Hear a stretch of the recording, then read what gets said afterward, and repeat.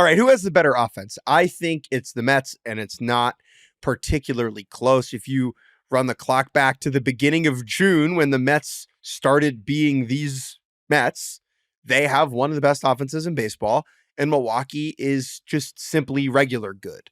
And I think right now I would take New York over Milwaukee just pretty yes, not by a ton and not by a little. Yeah, I think, again, I mean, I can't dispute that the numbers do say that over these last few months that it has not been as productive of a group for Milwaukee, but I think they still have a good amount of star power, and on the whole, their offensive ranks are still fairly comfortably in the top part of the league. And I think what the Brewers have now, they do have real star power still in the mix here, right? They have one of the best catchers in baseball in Contreras. They have, I mean, one of the best shortstops in the league in Willy Adames having a career year. Jackson Chourio, 20-year-old phenom, has been getting better with each passing month. And they do a lot else very well. They run the bases extremely well. They play very, very, very good defense. And so the edge on the position player side of things is going to probably be more about kind of the sum of the parts more than just strictly the offense. Because to your point, yeah, the offensive, the slugging potential of New York when it's all clicking, and it's kind of fluctuated who we've seen contribute. We've seen, the older veterans showing up big but like Nimmo didn't finish strong really in September. I know he had that big swing today. But then you've had these younger guys show up with Vientos, right? And Alvarez have looked better recently. And then you have these random strange collection of veterans, like of course Iglesias. JD Martinez has been horrific for the last month, and I have no idea how much we can really expect from him.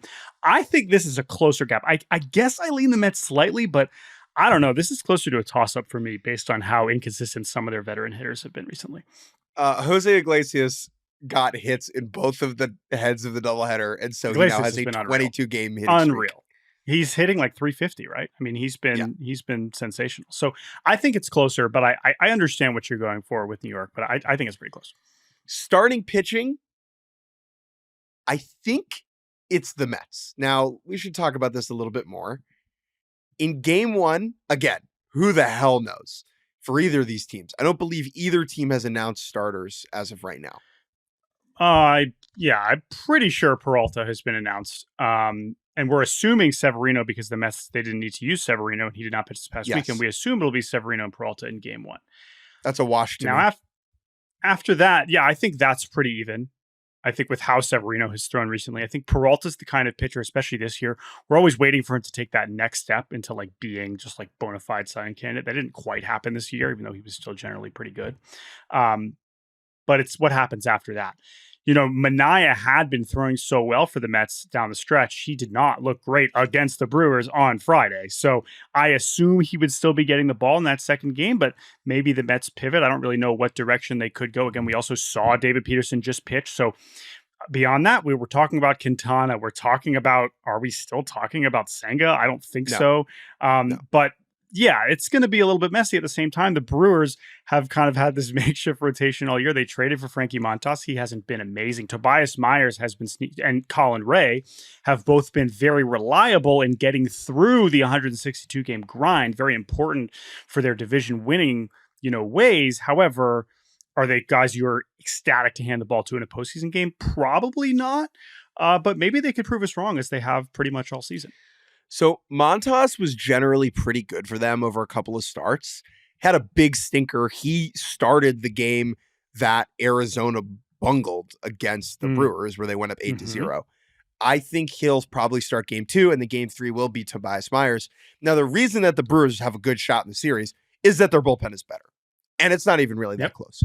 Milwaukee's bullpen is not quite as good as Cleveland's, but they use it in a similar way where the game is shorter. Right? Their starters are only going to go 4 or 5 innings, then they're going to hand the ball off to their dominant relievers. Yeah.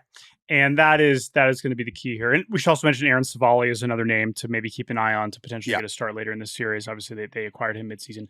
But yeah, this bullpen, now it was already doing its job for a lot of the first few months, but since it got Devin Williams back, this is I think, honestly, I would say a relatively under-discussed storyline in the whole league, considering Milwaukee's importance here as the hosts of this Wild Card Series, is that Devin Williams looks as good as ever.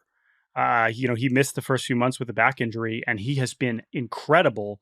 And that's especially important because while the Brewers bullpen has been very good, most of them are not racking up strikeouts. It's a lot of funky looks and kind of just pitches that are keeping guys off balance. McGill throws hard and Jared Koenig throws hard, but like the Pyops and Hobie Milners of the world, Ashby's been pretty nasty in terms of, racking up some strikeouts. Another lefty who's really come on late, but Williams is the swing and miss guy, and obviously he's the closer. So to your point, like Cleveland, it's just going to be about how short can they make these games. Yeah. And in a short series, they are in a good position to do that. And even more importantly, not just the raw talent, they're also rested, as the Mets have. Well, that's the thing. I mean, that's the thing. I don't think Edwin Diaz is pitching tomorrow. That's my point. What bullpen would you rather have? The one whose $100 million closer didn't throw 40 pitches the day before you play. Whoa. And pitched the day before that. Whoa. So that's not that complicated, but even fully rested, I think we'd be leaning Milwaukee here.